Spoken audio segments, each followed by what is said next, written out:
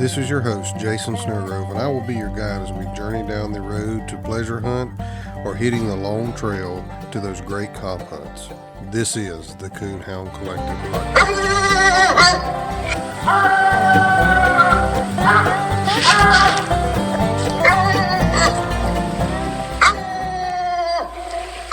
All right, we're back. Woo, woo, woo, woo, woo, woo, woo, woo. And You hear me in there, Judge? as you can tell, You hear me in there, Judge? somebody's back with me via telephone today. Do you hear me in there, Judge? I hear you. Woo, woo, woo, woo, woo. Just treat my old shepherd in there. My old black shepherd. I got you. I got you. I don't like that. I know, but I've got plenty of messages that said leave it. Did you do a... Really? I never saw you made a post that said to leave the intro or change it. No, they were commenting on you bad-mouthing me. Oh. Well, that... I just got where I just don't like hearing it no more. That's okay. It sounds like an old shepherd. Yeah. And there ain't nothing against the black and tan dogs, but he just had an issue, didn't he? He just didn't have no mouth. By the way, did you treat me in there? Yeah, I got you. 125 minus. Yeah. He left. I was going to say, go ahead and minus him because I don't hear him no more.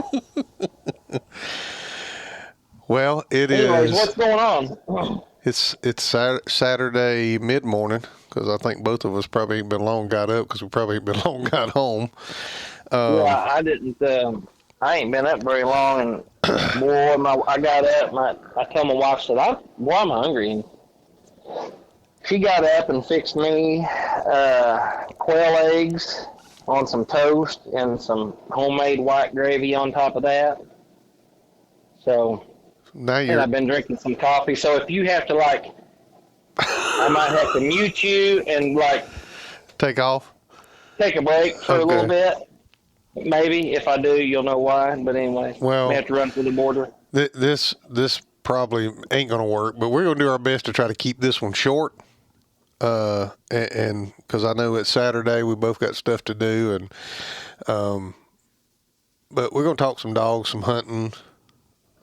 Talk about some of these, we got a couple of comments and reviews we'll talk about today. And first, though, before we do that, what did you think about the podcast last week? Jimmy Smith. I forget. Oh, yeah. Oh, yeah, that was real good. You guys are a bunch of comedians, aren't you? Real funny. We were bragging on you. Well, you kind of was you? Oh, that's right. You was kind of mouthing and bragging, but you bragged 75%, mouthed 25%. Oh, now, I don't know, Chuck's a different story. You just kind of really poured it on him and give him a hard time. So, yeah. I'm kind of glad we're doing this via telephone this time, because if you was here, I don't know if this headset would fit over your head. Oh, yeah, you're real funny.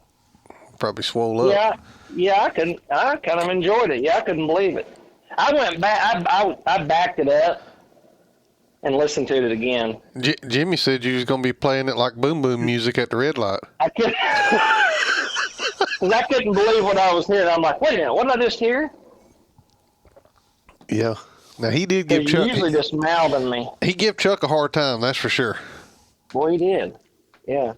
Yeah, Chuck's going to have to get on the ball. Yeah, them old boys are going to be into it. Next time they see each other. And I seen Jimmy put a post on, and I don't know about, I think it was yesterday, which was Friday the 14th. There's still 2 male pups available out of that cross, and boy, if I was looking for a pup, I'd be on them. I think. Oh, yeah, I'll tell you right now, there ain't nobody getting mine. Matter of fact, I'm going to go down there and pick her up here in a couple of weeks. Yeah, I would too. Yeah. Yeah. I think they'll be ready in a couple of weeks, actually. I'm trying to, if Jimmy's getting tired of mine or whatever, I'll just send Chuck over to pick it up for me. He's drove a lot farther to get a dog for me than that in the past. Yeah. I will say that he's always been there for me if I needed something a dog picked up, or goodness gracious, he drove all the way to Georgia and got some semen one time, and I've had him on some long road trips, and I kind of put the guilt trip on him, and he has a hard time telling me no. So. Yeah. Well, that's good. It's good to have somebody go the distance for you. Yeah. If I could ever get you to, it'd be. I know you'd have it made then. I'd have it made. Yeah. Yeah, but I can't get you to her to do anything for me. Yeah, we're going to talk about some AI and frozen semen, not today, but we're going to talk about it being you brought it up. We are? Yeah, just get your notes ready. No, we're not. Yeah. I never told you we was going to do that. Yeah, I'm telling you, you gonna have to. No, just forget it. It ain't gonna happen. That'd be too long, and ain't nobody interested in none of that nonsense. Oh yeah, they would love it. No, because most people don't even like this AI, and they think that you can't, just because it's artificial, you can't get a good dog out of it and all that stuff. It'd be a waste of time. No, I don't think so. No, that's true. Moving right along. Yeah, before we get into some of the stuff we were going to talk about, how'd your hunt go last night? Oh, man, it wasn't good. I don't want to talk. Can I just make it short and sweet and just say it wasn't very good? Yeah, you can. Hey, all jokes aside, for real, though, to give the dog a little bit of benefit of the doubt, them coons moved. It was not even dark when them coons moved yesterday. I mean, it was way before dark when them coons moved. Yeah, that's the way it was where I was at. Yeah, and talking to you confirmed it. And I'll tell you something else. We didn't talk about this earlier, but that barometric pressure, I'm big on that. Yeah. And there might be some people out there listening that don't know anything about it. They've never researched it. And there may be some that are like me and kind of live and die by it. And I'm telling you what, I've watched it for, I think, going on 3 years now. I think this summer right here would be like my third year that I've monitored that barometric pressure. And I used to keep notes on that in my phone, and then I got to where I just quit doing it, But whether I was hunting by myself or whether I was with Chops or Colton or you or just whoever, or if I was by myself, if I didn't check it, excuse me, sorry, if I didn't check it before I left, I would always find myself checking it sometime throughout the night, and I would base it off of what I was treeing, how good the hunting was going, and what I was seeing crossing the road to and from. You know what I mean? And yeah. Are you still there? Okay. Yep, I'm here. I didn't know if we had a bad connection. No. I muted. Okay. I muted my mic so there wouldn't be no background noise. Oh, okay. But anyways, I'm telling you right now that barometric pressure is.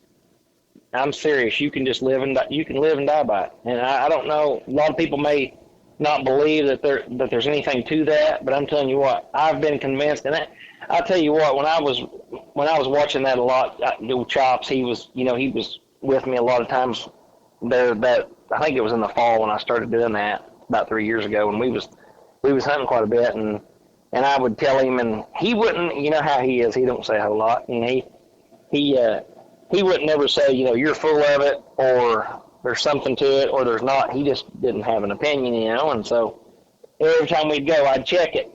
And I would say, we're going to have a good hunt, the pressure's good, coon ought to be moving, or it might be, we're not going to have a very good hunt, or I bet we don't have a very good hunt, pressure ain't right, blah, blah, blah. And he wouldn't say anything.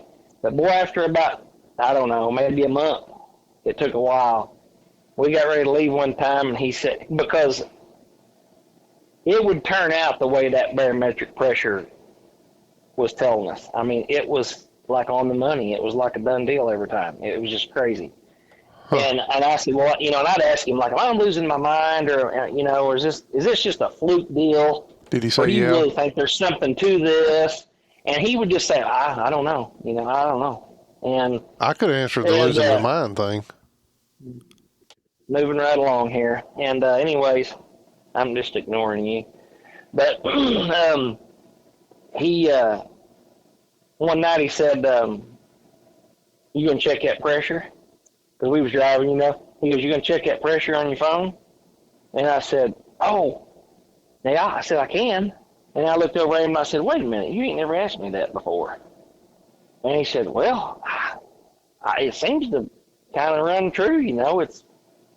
And I said, well, do you want to know or do you not want to know? Is one of them deals like, do you want to know we're going to have a bad hunt and waste 3 or 4 or 5 hours a night, And I would say, well, it's, whatever. It's 29.90 and rising or steady or falling or, whatever it might be. And he'd say, well, we're going to have a good hunt or not. And like we've done it a bunch. Like we've done it a bunch.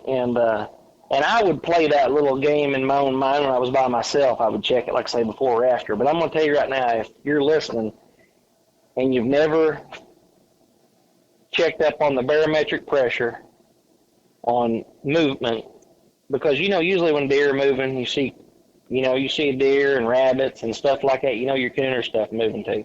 And of course, you can drive for hours and spend $100 trying to find a coon across the road down here, and you may never see the coon, but you'll see deer. We got a lot of deer, and you'll see rabbits and all that. And then when you do go hunt, but there's something to it. So if you don't, I forget, you don't pay any attention to it, do you? No. I didn't think you did. No, mine's got a tree of coon whether it's up or down. It don't matter to me. Yeah, but I can tell you right now, my little hunt was kind of going south right off the bat last night.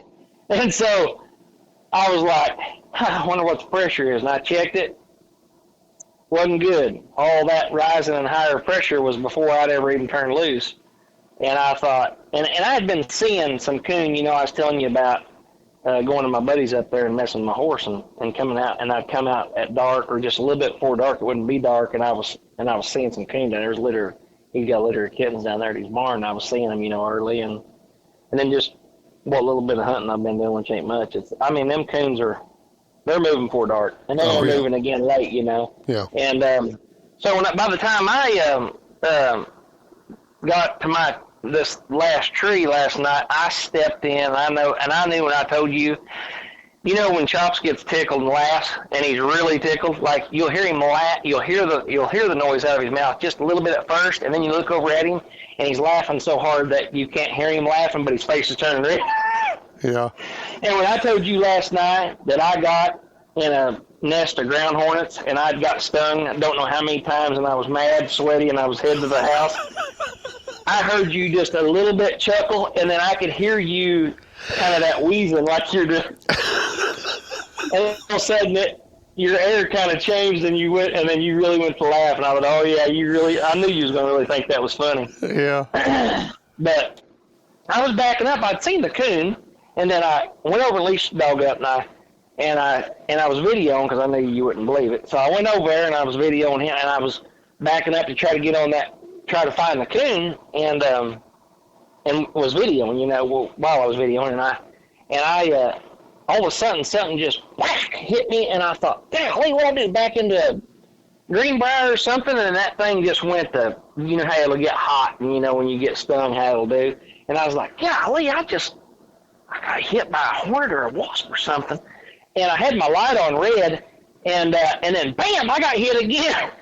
And I felt, and I could feel it moving around in my shirt. That thing got in my shirt. And I went to beating myself and hitting that and smashing, and that thing stung me too a couple of times. And then I looked down. I didn't lose you, did I? You still there? Yeah, oh yeah. Oh, okay. Well, anyways, I looked down, and I just saw it looked like big old ants. We don't have a lot of big fire ants or anything like that in this country. But I looked down, and I just saw. I was like, oh my gosh, that's like a big old anthill I saw in Texas when I went there to turkey hunting with Chuck. And but they was coming up my chaps. They was just like smothered on my chaps. I was like, oh my gosh, that's yellow jackets, and I went to kicking my legs, And luckily, you know, I got a brand new pair of boots and chaps, and I had them slicker ones. You know, them other ones I got ain't that slick as material, and these are those bands. I was fixing to ask you about that. Oh, if I'd had them other chaps on that's got a little, you know, they got some texture to them, why then things would have latched on to me, and I'd have been running like Shaggy on Scooby-Doo trying to get out of there. But I kicked a bunch of them off of me, and I mean, I literally, there was a hole in the ground about the size of a softball. And I got away from them things, and on my way to get over there to grab my dog and pull him off the leash, I turned my light on white, on my walk light real quick, because I had it on red. And then them things, like, just kind of, there was like 3 or 4 of them just zoom, zoom, zoom, right toward my face. I was like, oh my God, they're coming to that light. And I got hit again under my, I had a cut off, I cut the sleeves off my t-shirt, and that thing got up under me and stung me again underneath on my right side under my armpit. And I turned my light off, and I was reaching there to get my dog. You know how wild and crazy, stupid acting that thing is. And I was trying to get him unsnapped. And, you know, when you snap them up and it cinches down tight on that floating ring. Oh, yeah. Well, and I usually never do that. But when you do that, sometimes that snap will get turned around on there. And it was on about the size of a cane, you know, just a walking cane, little tree there. And I was trying to get that snap undone, and them things were stinging me. And I'm making this a long story, and this was like a 20-second deal here. And I finally get that snap off of that lead, and I jerk him. Of course, it's brushy right there. It's real thick. And anyways, I finally got away from him, and I could just feel my whole upper body. And one stung me even on the finger. And, I mean, I could just feel my whole upper body getting hot. And I could just feel, that.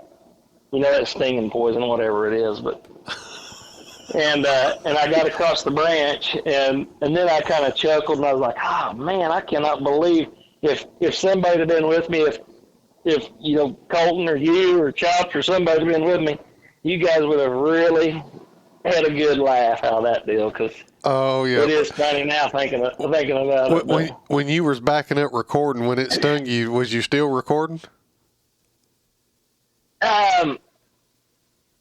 You know what? I never watched the video. I never watched it. I might need to review that video footage. When we get off here, I'll have to pull it up. Oh, no, you know what? I wasn't videoing yet. I had my phone in my hand, had my light on red, and I was making my way up the bank. It's kind of steep right there. And I was making my way up the side of the bank to get a better angle on the limb that I knew the coon was on when I saw him from the branch. And so I thought, well, I'm going to walk up here. Well, when I did, I thought, I can see him from right here. So I had this little tree. I just pulled it out of my way, you know. And when I pulled it out of my way, that's when it went, bam, something hit me. I was like, oh, my gosh. Anyway, enough of all that. But so yeah, they tore me up. So old Sam got one put up the tree. Yeah, it was ugly, though. Well, I'm not about to brag on that dog or say anything else about him, because I'm gonna tell you what, he may not even. Just really. You ain't gonna if he wraps Mel's leg with that logging chain again. You ain't gonna have to worry about him. I really thought I was gonna come home and he wasn't gonna be around here. Seriously. Don't blame her. He got that chain around her ankle. Oh, I'm telling you what. I've been married to that woman a long time, and it takes a lot to get her mad, but boy, she was mad. Mad as I've seen her in it hurt her bad. Oh, I bet. Yeah. Well, we had 2 different hunts, because you just pleasure hunted around the house, and I went to Oklahoma to a pro sport hunt over at Ada. Did, yeah. And yeah. Congratulations, by the way. Halfway. Yeah, halfway. Yeah. So we drew out, and I drew Lane and Lane Denny with the big dog. And did I send you a picture of the scorecard? Yeah, I got it right here. Yeah, I think you did, but I had yellow jacket poison throughout my body. I don't know if I was functioning just exactly right. I was just mad, but. Yeah, I drew Lane Denny with the big dog. I drew Cole Nolan with Max, and I think that he called that dog Otto. Chris Led or Lott, I don't know what his last name was, early round. And we of course, there wasn't no mountains involved. There was no steep hills involved. None of that stuff. We were in Oklahoma, around 8 area. It was pretty flat, but Angel gets treed, and I told you this earlier. She didn't sound real right, so I waited on pulling the trigger on her, and I finally treed her and got in there, and she's on a huge double tree, and I thought, man, we'll never find it. And it wasn't just a minute or two. Lane said, I got him. He was judging. So, anyway, and I had second strike on a 4-dog cast, which is unbelievable. I mean, I like to have passed out whenever she barked, and I was able to get her in for second. I mean, that's just crazy. Yeah, when you sent me that and I saw 75 on it, that was the first thing I was going to ask you when I told you. I mean, I don't know. She just big put in, and I mean, they sounded real good. And she opened right behind him, and I struck her. And she must have rolled her ankle on his limb or something. I guess, because that may have been the second, maybe third time I've ever got anything over a quarter on a 4-dog cast. And she come in there, and I mean, she loaded up on it, but she just didn't come on it right. It was almost like a bulldozer pile. Like she was going around a bulldozer pile. I had her do this to me Monday or Tuesday night. She'd run a coon in a bulldozer pile. And she just don't tree right.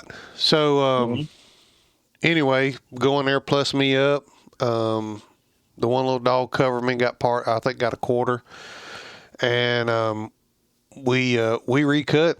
She just stays out of trouble and don't draw any minus, and hunts over. I had 200 plus. I think the next closest dog to me had either 150 plus or 175 plus. So, went early round. It's 2 hours and 20 minutes from my house, and Tina's with me. So, I'm thinking, let's split and go home. And Brandon Gaines wins his cast with ears, and he comes back and he's like, well, I was kind of wanting to hunt, but I know you're a long way from home, so I'm not going to make you hunt. So I went out there and talked to Tina, and she was like, well, I don't care. And I thought, well, I just bred Cleo to ears, and I thought I hunted with him when he was young. It'd be kind of nice to hunt with him now that he's older. So I said, well, let's go do it. It pays first and second anyway. So 2-dog cast, me and Brandon would go out, we recut, and I get first strike on a 2-dog cast, which is just crazy. And ears loads up, and Brandon takes a pump right out of the truck, and I'm thinking, I might actually get this sucker one. And it went downhill quick from there. That is a nice dog. Brandon's got a nice dog. He treed 2 coons so fast it'd make your head spin. I mean, you boys are welcome. Yeah. He looked really good. Dog looked good, moved around real good. I don't know. Angel she didn't sound right the late round when she was opening, almost horse-like. So got to do a little investigating, figure out what's going on with her. She may just not be feeling good. She was sneezing some coming out of the woods, so I don't know what was going on with her. But either way, it didn't matter. When he come treat on that second one that fast, I had took a pump, 100 pump on my strike, because I thought I had the tracking collars too tight on her. When she got close to us, I caught her and just took my 100 pump to make sure those collars wasn't too tight, because she sounded that funny. And we recut, and he treated that other one that fast.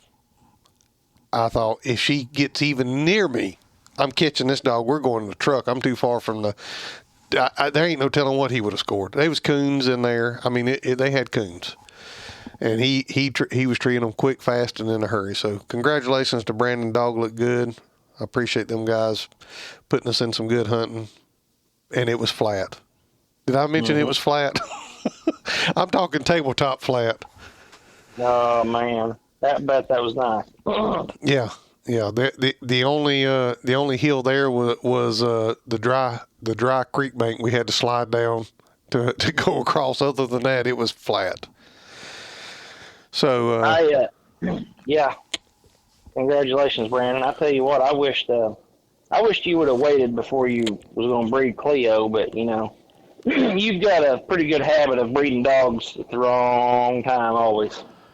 Why? What's wrong with that? I'm not doing anything with her right now. I've got Angel qualified for the world. Well, because I would like to have been able to get a pup out of that, and I don't.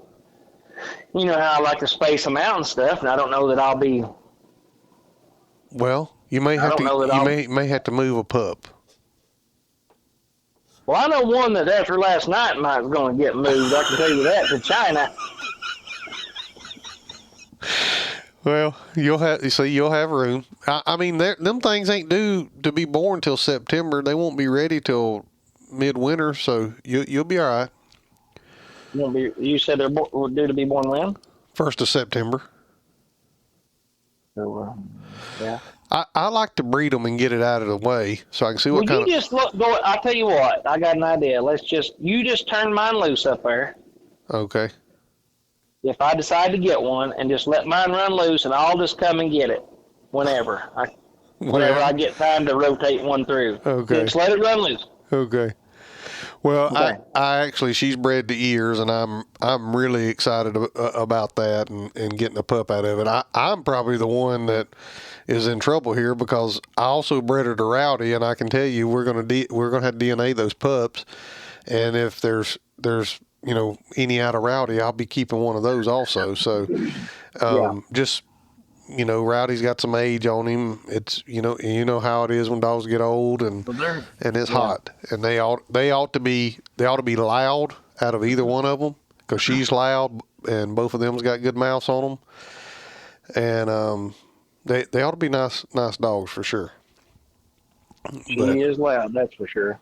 Yeah. She's got a good carrying mouth. Now you remember I got to go leave here in a little bit and help my dad. I know. We've been at it 27 minutes. So let's let me read this Apple review first, real quick. Oh yeah, the reviews. Yeah.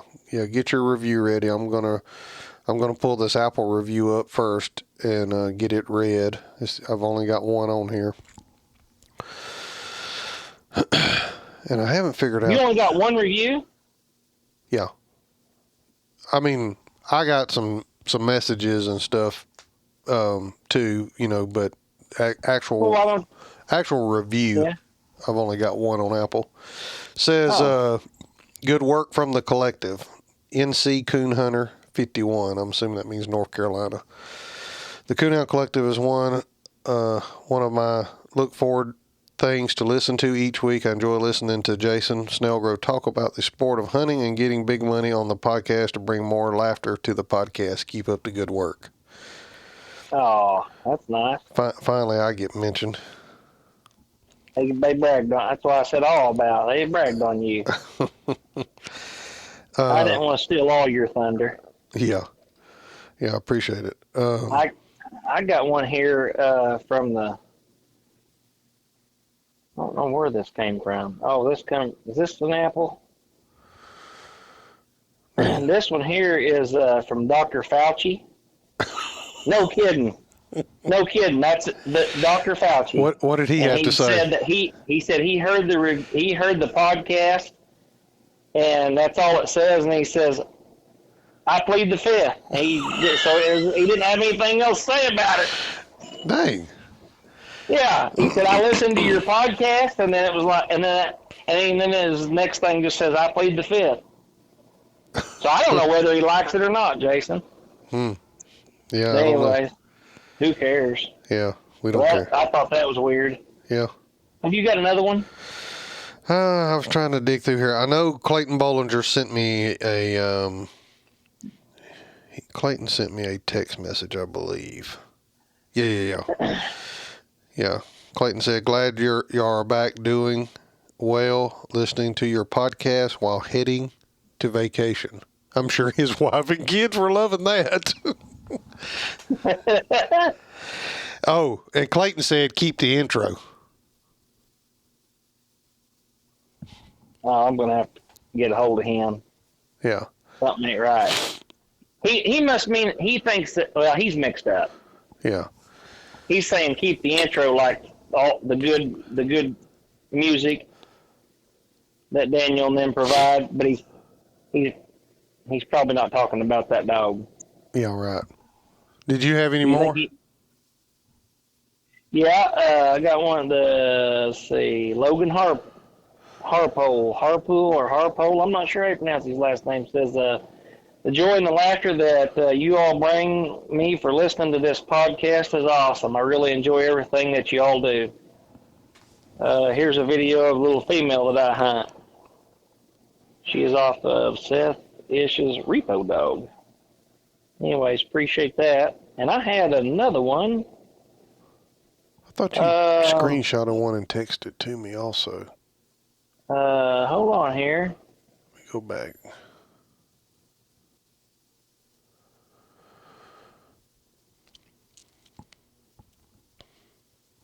Maybe that was the one you just read. Oh, here I found it. It was great hearing the podcast. I'm going through a tough time, and God used you two guys to make me laugh. Yeah. Have a wonderful day in the Lord, Michael Harrell. Appreciate it, Michael. Yep. I'm glad we can make somebody laugh. Somebody listens to this nonsense. We appreciate y'all listening. Yeah. Before we get into this short topic we're going to talk about, because I know you're going to have to go here in a minute. Listen here, Linda had a birthday. Oh, yeah, listen, Linda. Yeah, she had a birthday. She turned 1. Turned 1, yeah. She sent me an ugly text message. Yeah, she did. She wasn't very happy about you not making her birthday party. Well, I got 2 of her brothers over here and forgot it was her birthday. I had to go buy them some bacon strips. I'm gonna tell you what. Now this male I got here at the house, and he's the one I had to go buy back after I lost Tink, and yeah. What do you call him, old scum? Ledoux. What's his name? Ledoux. Oh, Ledoux. Ledoux too. Okay, Ledoux too. And then James has got Taz. James told me, I think it was Tuesday. It was either Tuesday night or Wednesday night after church. Him and his wife were at home, and dogs were outside, and Taz is a real dark black brindle. So this is Linda's brother. We're talking about the Feist dogs out of my female, Brenda Lee female that I had. But yeah, talking about Feist on the Coonhound Collective. Well, we're going to. I know. Next week we're gonna get to talk about a bunch of Feists because I sat down with Todd Coles, and you're gonna get to hear some squirrels. So yeah, I'm just teasing. James said they couldn't find the dogs, and they went outside and they started calling for him, and he said Taz ran about halfway between his barn and the porch, and he said they got a light out in the barnyard, and he was standing about halfway between the lights. He said, I could tell he had something, but I couldn't tell what he was. And he's bad to run squirrels down and catch them. I mean, he's pretty hard on them squirrels. Mm-hmm. James said, but it looked bigger. And they got that little basset hound from Bobby Mitchell. Yeah. And she's long as a limousine bull. But she was bouncing around him. And so James got a light one out there, and that joker had caught a rabbit. Really? And had it in his mouth and did not want to turn loose of it. He's a gamey little rascal. Yeah, he's been treating a fire of squirrels. I wish he wasn't attached to him. I need that dog. James, this is crazy. I've got a video of it on my phone. He's got that stupid basset hound treeing squirrels. What? Stretched out on the tree, barking every breath. All right, I'm going to have to see a video. I'll find the video and send it to you. I mean, okay. I couldn't believe it. And, but I went and bought Ledoux, and he was, the reason why I got rid of him, he wasn't starting as quick as the other one. So my female I had, and so I thought, well, I'll just sell him because I got her. And when I got him back, he's kind of halfway, but I just, I've been letting him run loose here. And he treated a squirrel down here on the edge of the yard, and I got down there and shot it out to him. And I'm telling you, that joker is squirrel crazy. I mean, really? He's treeing squirrels every day. So, anything else before we move into this short topic? About 10 minutes worth of topic. Are you good? No, go ahead. What are we getting into? So I posted a question on the Coonhound Collective Facebook page, and this question could have went either way. Oh boy, I know what you're bringing I up said, should hounds that show in a bench show be able to tree a raccoon before being able to show? You could also say, should hounds have to meet breed standards before they're allowed to compete in a night hunt? It could go either way. That's just the way I posed the question. There's not a, to me, there's not a wrong or a right answer here, other than I will say our sport is called coon hunting. So here you go. Well, I mean that's what our sport is called. But now I enjoy looking at dog. I don't really know that much about bench show. I think I've tried to show a dog one time, and I think it was Cleo, because she's the only one I got that I think's pretty enough to show. and we've got a hunt tonight, and I may actually take her and put her in the bench show, pregnant and all, tonight, just to support the club. But I talked to Kevin Minton. I think it was 2 years ago. We were talking, and when I had Creeper. Did I have Creeper 2 years ago? Yeah. And what we talked about, and I'm interested in doing it one day. I just got to get a dog with some better feet. Is that duels deal that they have at Autumn Oaks, and I would like to win that. I think that's a cool degree to get, because that covers both aspects of the sport, the bench show and the night hunt.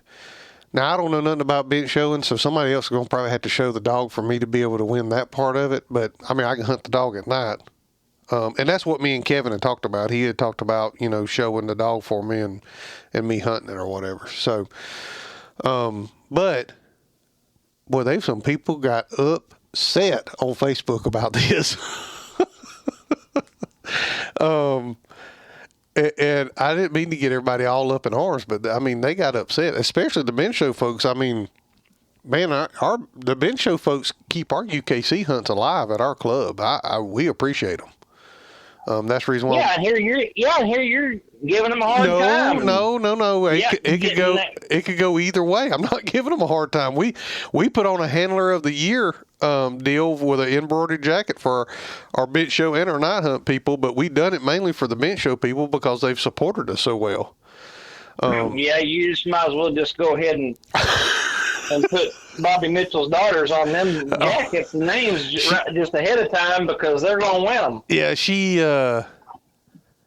just build them and put their name on them. Which one? It'll be a done deal. Which one won it last year? I always get each one of them confused. Blair? Blair? That's the wife. Oh, yeah. Bree. No. Yeah, I think she was the one that won. I don't remember which one. Yeah, I don't remember. Anyway, she won last year, and I think the other daughter, this is unofficial until the end of the year, but I think the other daughter's already got it wrapped up this year. I figured. So you think that a dog, so just to finalize this deal, if a dog can't tree a coon, they shouldn't be able to be allowed to show on the bench. This would be one that you should have done on YouTube Live. Yeah. I couldn't probably handle all the comments. No, that's not what I'm saying. But what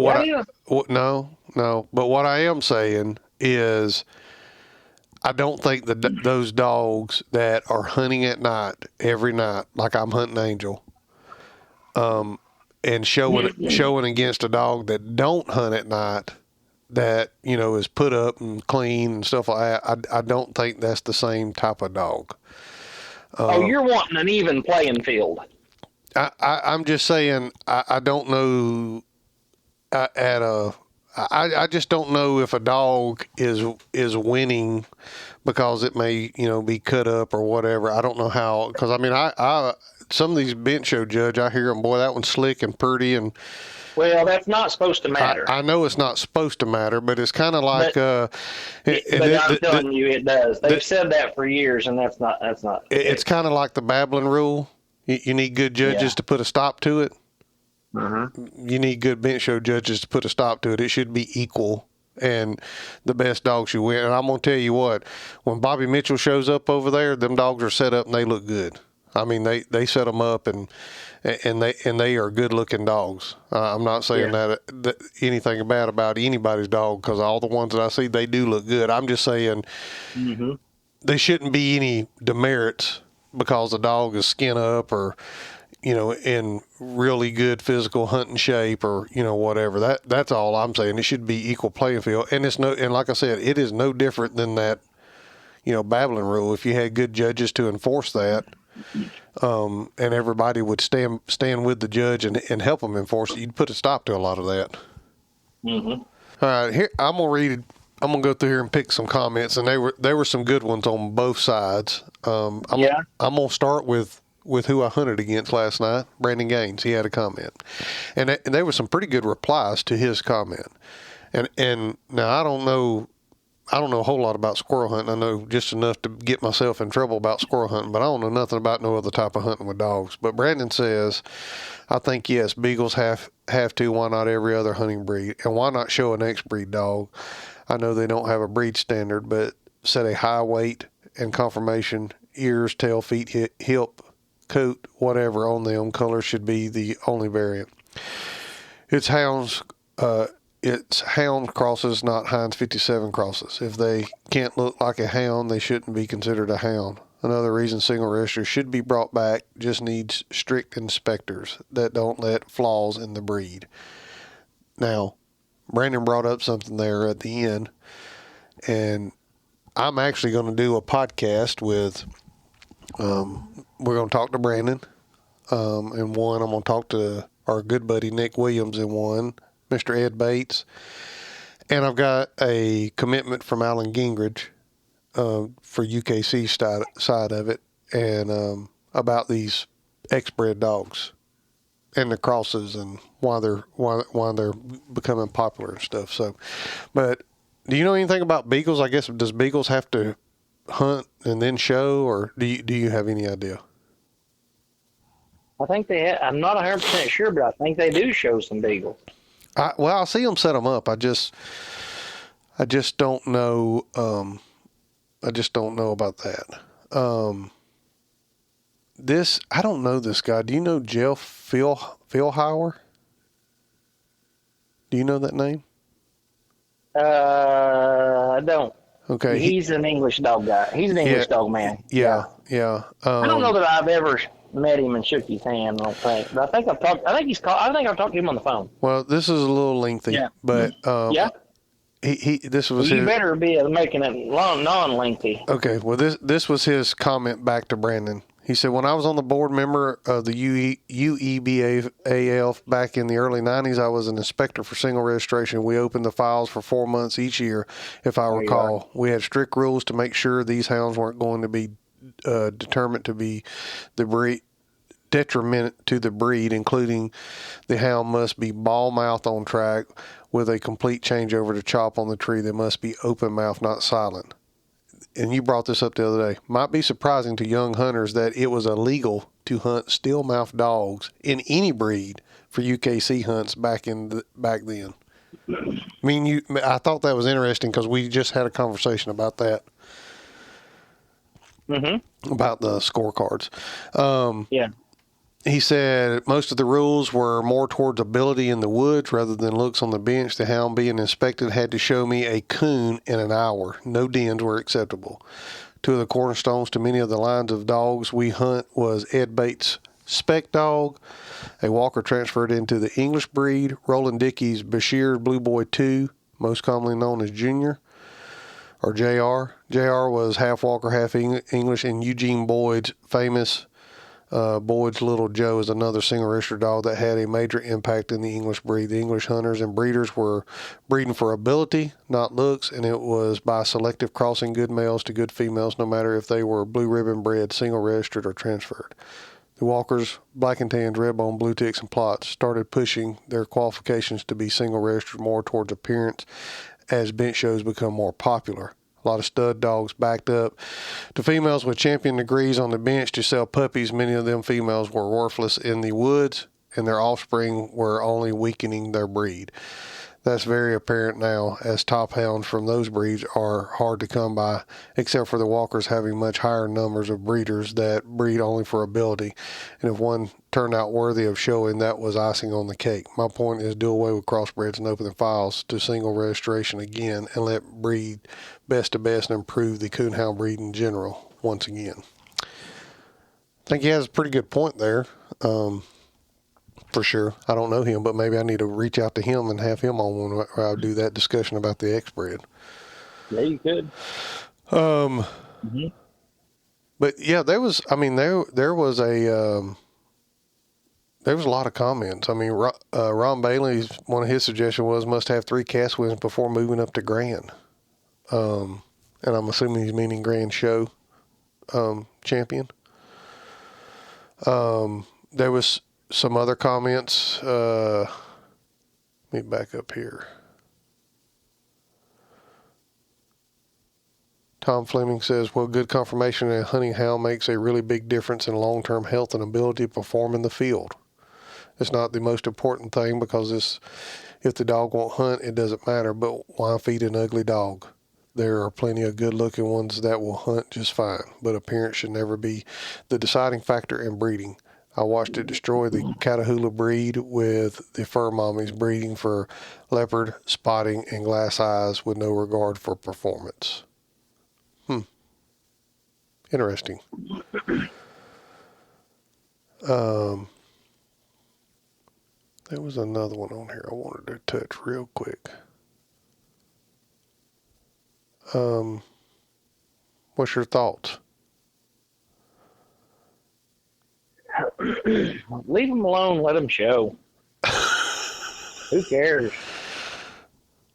I mean, all of it. I mean, it's just that extra. It's that extra for our sport. Oh, I agree. And it's I mean, you just think about how many dogs it draws to Winter Classic, Autumn Oaks, and as far as the public eye with animals, and the way that animals. The way that people think about animals now, the weird people, it's a big plus for our sport, I think. Yeah, well, and this was the comment It's super positive. Yeah, this was the comment I was looking forward to the final one. I'm going to read out of this. There's a bunch. There's like 70 comments on this. Oh, yeah. Jalen Boyd. No. Someone may not be able to hunt but still enjoy having a hound and want to show or compete with it, whether it's a bench show, treeing contest, and swim race. And I 100% agree with that. Because there's probably going to be a day that me and you can't climb these mountains anymore. And I may still want to do something with a dog, and it may be bench show or water race or whatever. So 100%. I completely agree with that, for sure. Yeah, I think it just goes back to, we just need, it's the same as night hunts. We need judges that judge properly, whether it be in a bench show or a night hunt, and that's a whole nother topic that we could go down. But yeah, I'll tell you a guy that in our area that a lot of people know, and a lot of people, you know, have different opinions about him, and he's dead and gone now, and I used to, when I was younger, I didn't care much for him. And the reason why I didn't was I got some lessons from him. But looking back on it now, is the lessons I got from him, all those sucked back then, and that I thought was a joke and all that, was I learned from them, you know. Yeah. And you learn from those lessons, and there's a lot to that. I mean, it's beneficial for you, you know. So. Oh yeah. But he also showed dogs, and he was phenomenal at it. And I don't care what anybody says or anybody thinks of him, because I know a lot of people liked him. Some people didn't. You know, whatever. He was loud. He was heavily opinionated. Oh, I already know who you're gonna say without you even saying their name. And a lot of people but looking back on it now, and just the dogs that he had through the year, and he got them, he had to get them from somewhere, but he maintained them and was successful with them. That's Junior Lassiter. Yes. And, and a lot of people will, Junior was just Junior, that's just the way God made him. But I had times where I got along with him good. I had times where I disagreed with him, and we had words, and it was usually on a comp hunt in the woods or something like that. And I don't know that I ever beat Junior. But Junior, now I think later on, somebody that's listening to this that knows a little bit better, they might be able to correct me. But I want to say that his, later on in the years here before he passed away, I want to say like the dogs that he was showing was probably the dogs he was showing, and probably wasn't hunting those same dogs, but. No. Back years ago, he hunted and showed. He showed what he hunted and hunted what he showed. Yeah. And he wasn't hunting them, but those kids were hunting those dogs. And the only reason I know that is because you went and there's if you go back through the YouTube channel, there's some video where me and James went down and met him and Paul Jeffries and the little dog. I think he gets the dog out, puts it on the bench, and I apologize because I don't remember the dog's name, but those boys was hunting that dog, but Junior had him, showing too, and he when he puts one on the bench, it was set up right. Yeah, and like him or dislike him, whether it's still or whether that's a thing in the past. That guy has made a huge impact on. And if you go back and study pedigrees, I'm gonna tell you right now, you're gonna find that Table Rock Flying Hawk on a lot of pedigrees, and a lot of people that. And I can tell you something else for all you English dog guys out there. You go back far enough, you're gonna see old Table Rock Flying Hawk on there in some of your pedigrees. So whether you like that or not, it's just all there is to it. It's a fact, but. He super impactful on not just the Walker dog breed, but just in the coon dog world in general. Oh yeah. And I've actually still got a picture on my phone. I don't know where I got it from. He's got a wedding photo with his wife and a dog on the bench. Do you remember seeing that? Oh yeah, I've got a copy of it, and I think I used it in the video when I edited the video. Yeah, and times have changed. Back in the day, people used to really dress up and, suit and tie and just, they dressed up real nice, and it ain't that way no more. Yeah. And just things have changed. And, but yeah, if all these dogs, the hounds, whether it's a black tan, blue tick, English, whatever, they've all got a breed standard. UKC has set a breed standard by all these, and I made a comment on that post too, and it might be one of these deals where one of these days down the road that, shoot the way people's X-breeding and crossbreeding and all this stuff, somebody's got to keep them straight, and if they're going to keep them straight, they're going to keep them right to their standards. Yeah. And you have to have a model standard to breed to,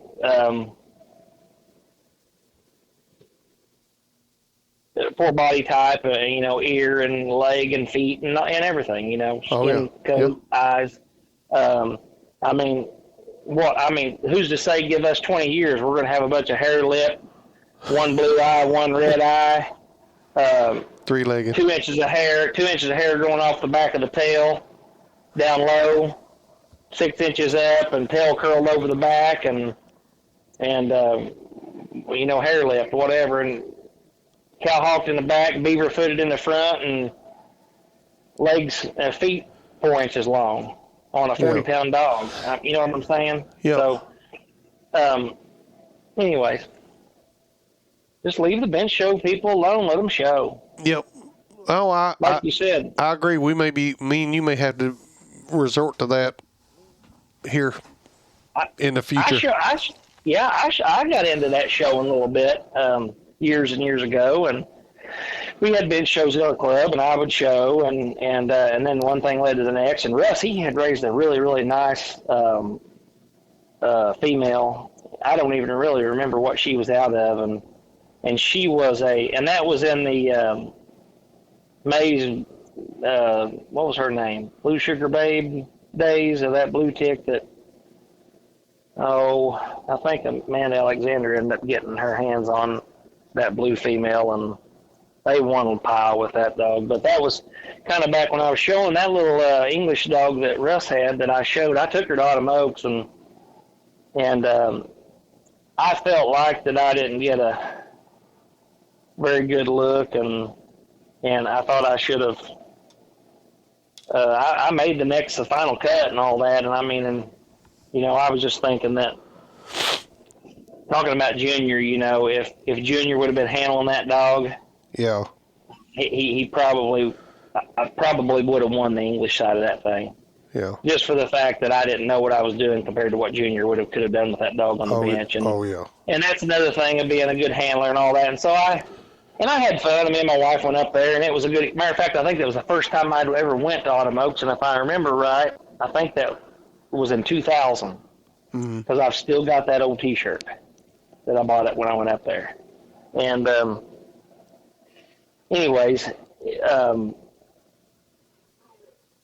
it was I had a fun time, but I realized right then real quick that there's a lot more to this just going and showing a dog. I mean, it's like starting a dog to hunt and put it in a comp hunt. I mean, there's a lot of A, B, C, go down the list of taking the next step, going the next step with the dog, whether you're hunting it or whether you're showing it, and then people work hard to show their dogs and take care of them and, feed them right and breed them right to get what they're wanting to get. And just like with us raising puppies, I mean, you have a litter of 10, you might have one coon dog and the rest of them is, Strike Linda. Ain't very, she's wanting to get wound up and play, I think. But anyways, you might just have, 9 average ones or duds and 1 good one. And bench shows litters, they're like that too. Not all them dogs in those litters make just phenomenal bench show dogs. And so they've got to pick through them too, just like we do. And it's just a different game. And, but I know, I disagree. I don't care whether that dog can tree a coon or not. If they're wanting to in a bench show, if they're wanting to bench show it and they want to bench show it, we've got, and I don't want to get off on this, but I will say this: this day and time, we're monitored so much, and then people think that we shouldn't be able to do this and do that, and laws and and different things, and it's like, why would we take something away from them? Yeah. I mean, or make them have to do something else that they've never done and change the criteria for a bench show dog. I mean. Yeah, I agree. Anyway, and I've had Natalie Atkins on the podcast, which is, I mean, if you're in the bench show world, you know her name. Oh yeah. But just talking with her and talking about some tips and tricks and stuff, I can tell you right now, I've tried it. I don't have the patience. I've got more patience to deal with a puppy in the woods than I do trying to mess with something on the bench. It takes a different person than I am, or a different dog than what I've had. One of the two. But I've had a little saying for a long time, and I'll say it right now. It's do your thing and stay in your lane. Yeah. And if you're trying to run Angel and you've got a goal with her and you're gonna take off and do it, then you do it. Yep. And you do it and stay in your lane. If I've got a dog down here that I think that I can win Autumn Oaks on the bench with it, or the World Show or something like that, or if it's Bobby and Blair, then they're going to do their thing and just they're not trying to hinder anything that me or you's going to do with the dog hunting and saying, I think a dog ought to be able to show on the bench before it could earn a Nite champion title, because it is spraddle-legged in the front, cow-hawked in the back. Stop talking about my dog. Beaver-toothed, buck-eyed. Stop. Talking about your old don't talk about dog. don't talk about the special. You talking about the special? It was yeah. I agree. I mean, well, you've changed your stance. no, I ain't changed my stance. I said I agree with, there may come a day where that's all I can do is show or whatever. But the question could be posed either way. I wasn't posing the question, I mean, I guess I could have wrote out 2 questions, but it could be posed, either way. It was just a question of talk. And I think there were good comments on both sides and good opinions on both sides. Yeah. I mean, our sport originating as coon hunting, not as bent showing. And that's the only point I was making of it. I can tell you right now, I'm doing exactly what the Jeff fella said. When I breed, I'm breeding for ability only. Yeah. I don't care about feet. I don't care about none of the rest of it. All I care about is the ability of that dog treeing coons. I can tell you right. And that's what I said on my post too. I can tell you right now, if I decide, you know what, Brett, I just can't walk these hills no more. I'm just going to start bent showing. I'm probably going to go hunt down one of Junior Laster's grandsons that maybe still have a little bit of that blood, that has those real tight feet, good looking dogs. And that's probably the stuff I'm going to try to go after. I'm going to go try to find, or what's the lady's name that shows the English dogs? Penny Turner. I'm probably going to go maybe look at some of them dogs, or a black dog or a plot dog, something that a show that somebody's bred, their feet are tight, they have the right look. That's what I mean, kind of like Tim Kramer told me about hunting. You have to hunt what suits you in your area. If hunting is what suits you, then that's what you do. If bent show is what suits you, then that's what you do also. And that's kind of where I'm at on it. I'm not either way. I do think the dual champion title is pretty interesting. I don't know that I'll ever do it because somebody else is going to have to show the dog. I ain't got enough patience. Move right along. I think it's neat that I think it's neat for the people that do. I think it would be just let me back up. In my eyes, if somebody had a dog that they was showing and they wanted to put a Nite champion title on it, and they did, I think that's awesome. Oh yeah. I mean, or granted, or putting them to speed KCMs, whatever. Yeah, but. Not just to be on UKC only here just because of the bench show, but I'm just saying I think to me that looks better.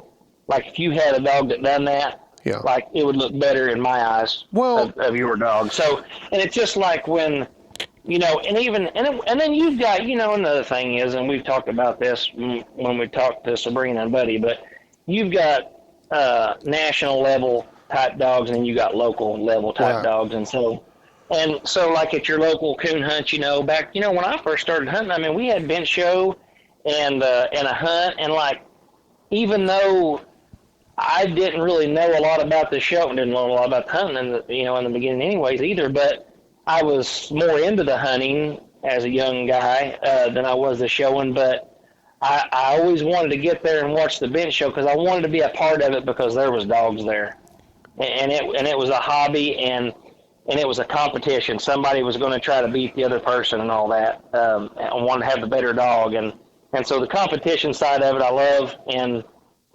just, but I remember those days of it, around here anymore, there's, your club does bench shows, but like, it's usually just hunts. And a lot of them, they just hold hunts. They don't hold bench shows no more. Yeah. And so I think about them local kids around there that, your deadline may be 9:00 right now, and you're in a little community, and I just think about a local kid or a boy that's maybe riding around there on his bicycle. Well, this day and time they're probably in their house on their phone, playing a video game. But a boy that's just riding around on his bike and rides through this little town, and just this vision of this, and before dark, and there'd be a bunch of rigs parked, trucks and dog boxes in the back, and dogs tied up, and a boy would, riding up there on his bicycle and watching these guys put these dogs on a bench, and what the kids that are missing out on that now, because we're just going to hold a hunt at night, deadline at 9 o'clock. And we might get there just right before dark, and then we're gone. Yep. We're heading to the woods and we're going hunting. Yep. And, is that going on? I don't know, but I just wonder if there's some little communities across our country, across the United States, and there's that boy that hasn't got an opportunity to be able to ride his bike up and go, hey, look, there's a bunch of dogs, a lot of people like dogs. Yeah. And you see a hound, and then you get in, then all of a sudden this boy goes over and gets to talking to somebody, and next thing you know, he's a coon dog, and he might start out then. He's in the sport. He might start out showing that dog, and then in 2 years he may quit showing. He just might be into hunting, and there we got another guy hunting. Yeah. And so just to keep that sport alive. So anyway, you guys leave them bench showers alone. Yeah. Okay. Real quick. Yeah. 2 things. First, being you brought that up into the sport, William McCarley with the coon hunting team at the school, and yes, wherever he's at, you can go back and listen to the podcast. He's still looking. North Carolina. He's still listening, looking for sponsors for different things. So if you're out there listening, that too. To me, and it don't matter which breed. I mean, you've talked about this before. And I think we actually talked about this with Aaron Gamble.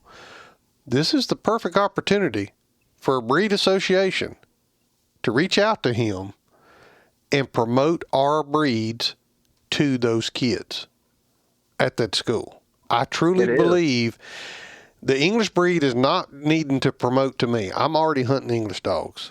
The Black and Tan Association does not need to promote to me. I already like those dogs. But those kids that are just now getting started that are in that school, this is my trying to reach out to them, for somebody to reach out to them to promote those breeds, the blue ticks, the plots, the English, the red bones, the black and tans, the walkers, whoever. We don't really need y'all promoting any more walkers. Y'all do that enough. But whoever it is, I truly believe those breed associations are missing an opportunity to promote their breed in some kind of way to those kids at that school. Yeah. Whether it's, hey, let me reach out to some breeders that are in our organization and see if I can get you a puppy give to you if you got room for one. Or, hey, we hunt English dogs, so I'm going to use English, and I'm not calling them out. I'm just using them because that's what we hunt. Let me, as the English Association, dig into our petty cash over here and buy some leads or collars or jackets or boots or something. And hey, this is from the English Breeders Association. This is from the Black and Tan Association. Whatever. This is an opportunity for you to make an impact on a kid's life where they'll go, back when I was in high school and I was on that team, that breed organization donated us all jackets. That meant a lot to me. Because a lot of kids, it does mean a lot to. And maybe they go, you know what, I'm going to honor them. I'm going to make sure I have that type of breed of dog to hunt. Maybe I'm wrong, but I just think this is an opportunity for breed associations, no matter which one it is, to reach out to Mr. William and help him out over there. I see he's still asking for sponsors. That's the most awesome thing ever. Yes. Did you ever dream that that would ever happen? No. When you told me about it, I was so blown away. It caught me off guard. We've got, programs at schools where, they've got skeet shooting, and they've got guys on bass fishing teams, and I don't know, are they doing bull riding and stuff or rodeoing? They do rodeo in high school stuff. Oh yeah. And got all this, and I'll be honest with you, never even crossed my mind. Nope. To have any kind of some kind of coon hunting team or something. I think it's great. Yeah. Yeah. And I'm going to be getting with William here in a few weeks after school gets started, and we're going to kind of do a catch up, kind of see where he's at and what they're needing. But I just want to touch on that real quick before we move in this last topic here, and just kind of, I guess I'm pleading with the breed associations here. This is your opportunity, whoever you are, to promote your breed to the next generation. Everybody wants to get on the bandwagon. We need to do more for the youth. We need to do more for the youth. That's 100% what this is.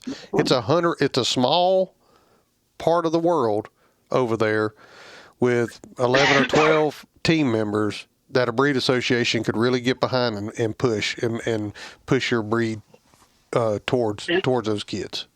And for what little bit of money it would take from each breed association, if they all done it, how much that they could do with the money they got from all the breed associations. Oh, yeah. If all the breed associations kind of come together, said, hey, we're going to give X a number of whatever. It wouldn't matter if it's $100, yeah, $200, or buy a dozen dog leads, or buy do a raffle and say, we're going to raffle off this light, and buy the light, raffle it off, give them the light, and then give them the extra money you make off, whatever. I mean, there's all kinds of different ways that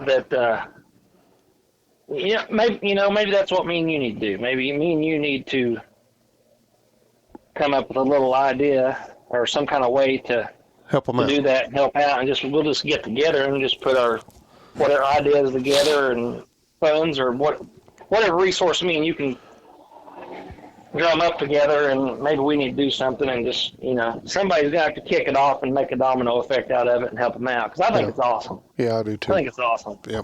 Anyway, I want to touch on that. Last thing, you got a few more minutes, or you need to go? I do got a few minutes, but I got a little quick little deal too I want to do with you. It better not be the same thing. What are you getting ready to do? What are you wanting to? I want to touch on PKC real quick. Okay, kick it. Okay, so July 31st, August 1st, whatever day it was, I think it was August 1st. PKC set the interwebs on fire for some reason. Shane Patton resigns. They come out with changing open events from based on money to based on cast wins. They come out with a championship truck hunt series, and people have lost their minds over it for some reason. It's changed. There's been a change. Yeah. I don't know. And my gosh, if you're used to PKC stuff, you ought to be used to change, because it seems like every 2 or 3 weeks there's a change made in the. I mean, I'm not talking about. Like them, but I'm just. Here's my thing, and I hear this on other podcasts. I see this posted on Facebook, and for some reason we keep getting. It used to be this way. And yes, it used to be a way, but we are way past that time. Change has to happen for this sport to stay alive. I've heard people say money's ruining the sport. Well, what was you doing when you were shooting them coons out and skinning them and selling those hides to pay for your Christmas presents or dog feed? You were hunting for money, just at a different level than what we're hunting at now. Coon hides ain't worth crap. So this is still hunting for money, the same way that you were doing when you were killing coons for hides. It's no different. And for our sport to survive in the world that we're in today, we better be able to evolve and change with the times, or we're not going to make it. And that's what I see PKC doing here. For one, people got all up in arms. I seen a comment where one club said, we're done. We're not having any open events starting October 1. We're just going to hold pro classics. And I'm thinking, what are you talking about? Because they changed from money to cast wins. Cast wins. For one, a couple things. For one, of course, they're trying to increase participation in their hunts. That's going to produce revenue for them. But it's also the local club is the backbone of this sport. And if we lose all the local clubs, this sport will be done. And they're trying to help promote, because if they have more participation and they're making more money, the local club's going to make more money. Yep. And I truly think that's what this is. Now, I did post a question on our local club's Facebook page about should we have $15 double headers or $35 double headers to add to it, so we have more opportunities for cast wins now. And our guys, wanting to stick with the $35, which I completely understand, because you as the hunter are going to make more money, and you're still going to be winning money on your dog. But I mean, some of these people went absolutely crazy. I think they were ready to tar and feather Roger Dale at PKC because of this. It'll all even out, and it'll be fine. Yeah. It's the way it always is when there's a little bit of a change. Everybody gets kind of a little upset, but I think it'll all work out for the better. It'll just take a little bit of time, then people just get used to it, and it'll roll on, and then hopefully in 3 months from now it doesn't get changed again. I mean, Goodness gracious. Yeah. They make a rule book, and that thing's been amended 75 times before the next rule book ever comes out, and highlighting this and marking out that, and then changing this rule and that rule, and then goodness gracious, if the straight up UKC people had that doing that, and then didn't have the rules on the back of the card, and it didn't get changed, you talk about a mess. Yeah, I think the rules should be the rules from PKC season starts October 1 and goes to the last day of September. And I do agree with that. The rules should stay the rules from October 1 to September 30th. If something needs to be changed, change a rule in December. If something needs to be changed, that can be proposed, changed, and to come into effect the following October 1st. I do agree with that. That leash lock deal is the first thing that comes to my mind. Yeah, because it went back and forth. It was there, then it wasn't there, then it was back, and now it's not there again. And I got my opinions on the whys of that, but I'm not going to say nothing. Yeah, keep your opinions to yourself. I'll just keep that. Anyway, I did want to bring that up. If you're not aware, surely you're aware, unless you're not on Facebook. There has been some change at PKC as far as to open events, and they done away with the truck hunt, and it was just money. Now they have this where we're going to have a truck to hunt for, and I think the entry fee is going to be like $150 if you get a truck ticket. So, that darn thing ain't a Dodge. Wouldn't that be something? Bring back the truck hunt and put a Dodge out there to win? Yeah. Well, if it's a Tundra, you're gonna need the truck, plus you're gonna need the $4,000 that second place pays to get home in the gas. Not now. Not in the new ones. They're not that bad anymore. No, they just don't run. They're 6-cylinder turbos now, ain't they? You have to have a tow truck with those. Before we get off here, are you done with that nonsense? Yeah, go ahead. Goodness gracious. Well, now it's your turn. Okay. Oh God. This is the last, and then we're going to get off here because I've got to go help my dad, and I'm later than I told him. And he's not a late guy. He's on time. His on time is 20 minutes earlier than what time you're supposed to be there. Well, you're 45 minutes late, so get on with it. Yeah, he hasn't texted me or anything yet, so we're good. But anyways, you started this new deal, hunt, sell, and cull. Okay. Uh-huh. So it's my turn this week? It's your turn this week for Okay. hunt, sell, and cull. Okay, lay it on me. All right. Dog number 1. Brandon Gaines's Ears dog. Okay. Now, let me say something real quick about this hunt and sell and cull. If you got any sense at all and you think about it, this is free advertisement for this little game. Yeah. Anyways. No hard feelings here. It's just a game. Go ahead. I know it's just a game, but it really is. You're bringing up a dog's name and talking about him, so it's some kind of, it's positive. Yeah. Anyways, I like Ears. I like Brandon. And so we're going to use him for the first one, Ears. Yeah. Okay. Hunt, sell, cull. And your next dog is going to be Little Ann. Okay. And then your next dog is going to be a dog that a lot of people listening on here is very familiar with, like overly obnoxious familiar with Oh, God. is the black and tan yard dog. Ranger. Old Ranger. Okay. Oh, Ranger, your old dog that died that you're so Well, you made hung up on. you made this too easy. I made it easy? Yeah. I figured I'd make it tough. All right, you So ready? what are you gonna hunt? What are you gonna hunt? I'm gonna hunt. I'm gonna hunt ears. I'm selling and I'm culling Ranger.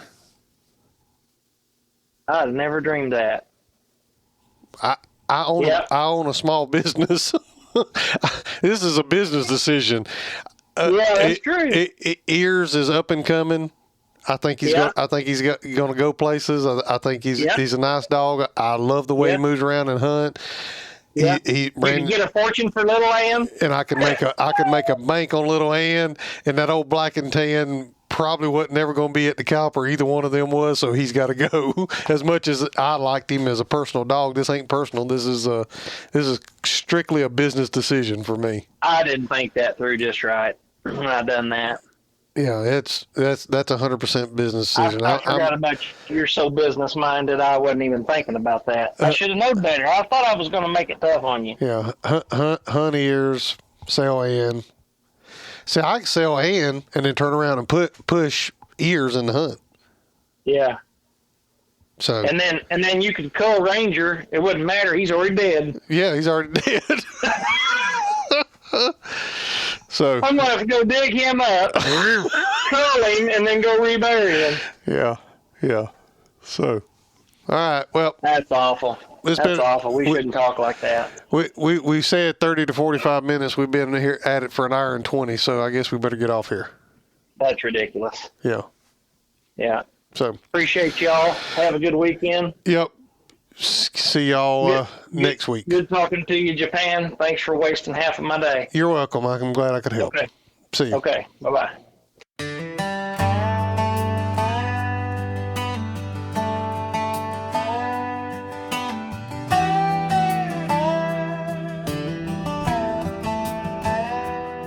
Was just a barefoot country kid with a paperback in my hand, reading about old Billy Coleman and two hounds named Old Dan and Little Ann.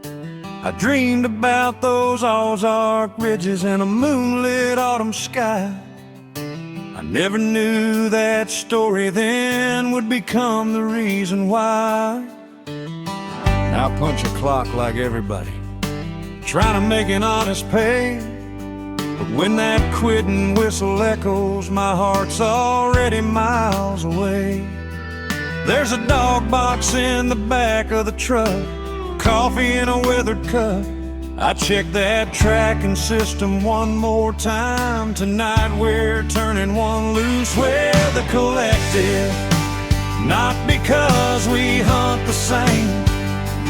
It's the stories handed down to us and the pride behind our names. From a black and tan's deep old ball to a walker hemming on a tree, English plots and blue ticks, Lopards and curse run free. It's an old American tradition, built one generation at a time. As long as there's dogs and timber, that old spirit's gonna shine.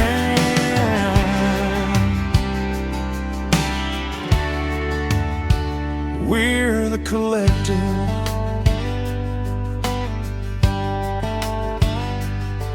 From the Ozark mountain ridges to South Carolina swamps, South Alabama pine woods to Michigan's upper peninsula humps.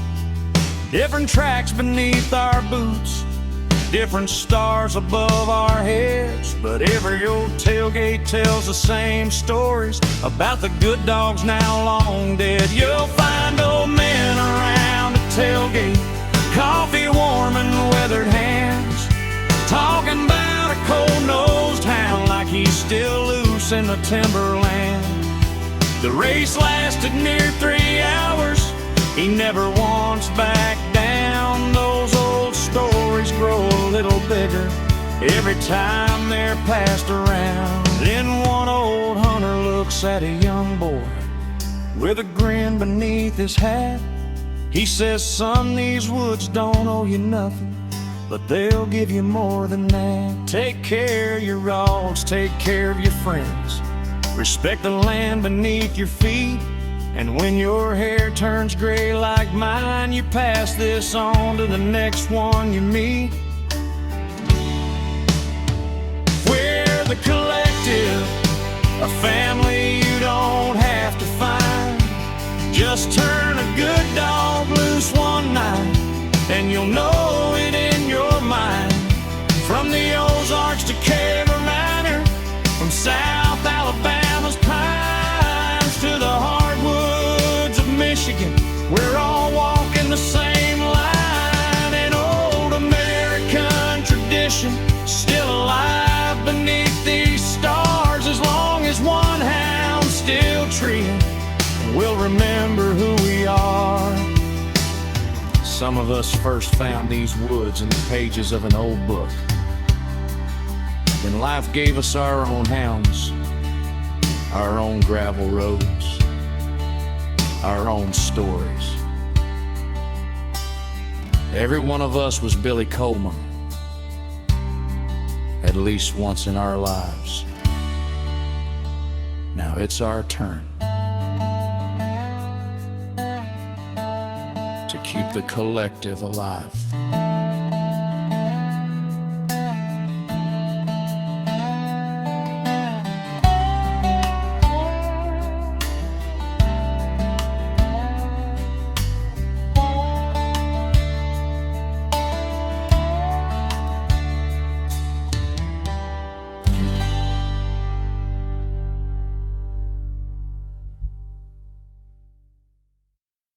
Thanks, guys, for listening to the Coonhound Collective podcast today. We really appreciate you taking your time out of your day to listen to the podcast. If you don't mind, head over to Facebook and give us a like, and head over to Instagram and give us a follow. It's both at the Coonhound Collective. Also, if you would like to reach us here at the Coonhound Collective, you can reach us at thecoonhoundcollective@gmail.com. If there's someone that you would like to hear on the podcast or a product that you would like to hear talked about, please send it to thecoonhoundcollective@gmail.com. Thanks again. Have a great day.